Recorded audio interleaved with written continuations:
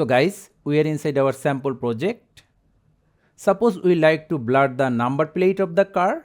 For that, go to overlay, import the same video clip, go to transform, advanced, zoom 100%, go to mask,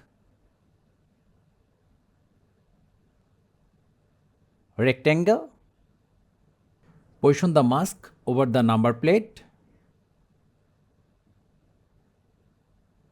tap on the rectangle again for the settings and refine the mask further.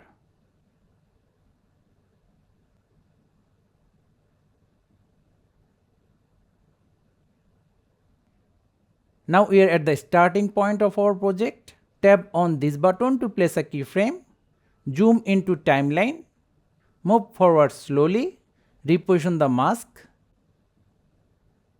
This will automatically place a keyframe.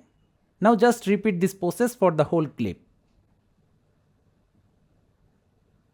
When we do not have the blur area anymore, tap on the clip, split and remove the extra part. Select the video clip again, go to Effects, search for blur,